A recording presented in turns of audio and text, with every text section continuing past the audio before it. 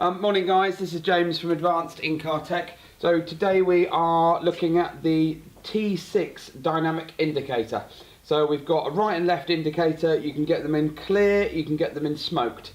Today we are doing the smoked version. So what we're going to do, as you can see, it's pretty much the same. I'm going to show you how to remove the factory indicator, and what you need for this is a handy trim tool. One that is not too blunt, because you're going to need to get in between here. One thing we have noticed, we've done a few of these, is the factory retaining clip here can pop out. If it does, then it's going to fall down here and you're going to have to release some of the wheel liner to get that out, otherwise it's going to be rattling around because the new one has it already built in. So what we're going to do is we're going to put the trim tool in at the bottom here and work your way round.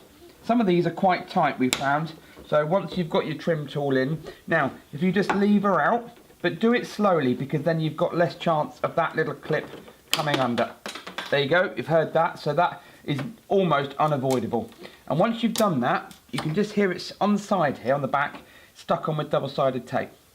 So we'll remove just by unclipping this, just lifting this little retaining clip up. And once you've done that, make sure you push that back in when you put the new one in. So that's the old one removed, like so. Now we're going to come back in a minute, because what I'm going to do is, using an isopropyl wipe, we're going to clean up this area and prepare this for the new 3M sticky pad to go back on.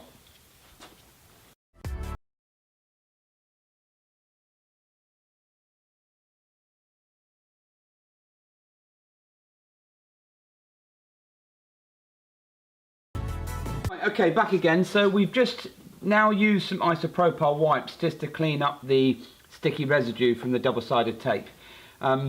You can spend a while cleaning it if you want. You could even get a bit of T-cut just to take away the paint lines, but don't forget, this is going to go back in and replace exactly where you had the factory one.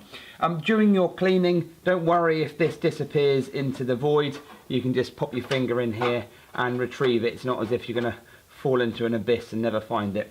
Make sure that you've retrieved, or not retrieved, but retracted your clip here, so that when you put your new one in, make sure it goes on the right way, because on these they should be keyed.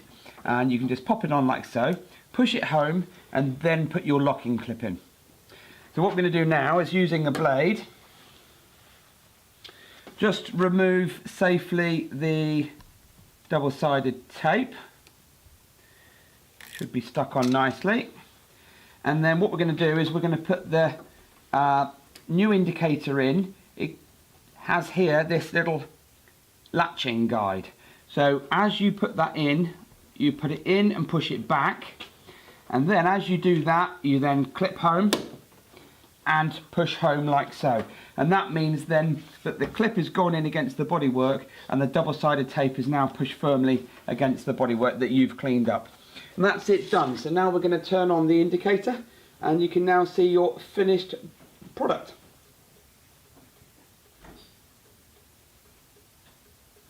So we're just going to get the lights turned off here for the workshop. Hopefully the camera doesn't see too much glare.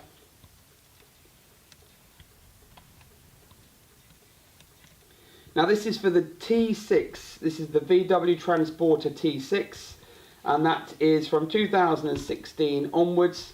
You can have the clear lens and the smoked lens, and you can fit this yourself.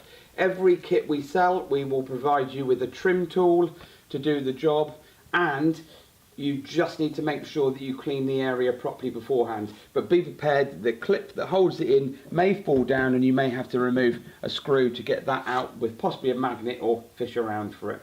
Or leave it in there, it's up to you, but the new one comes with it. So this is Advanced In-Car Tech, and this is the T6 dynamic indicators.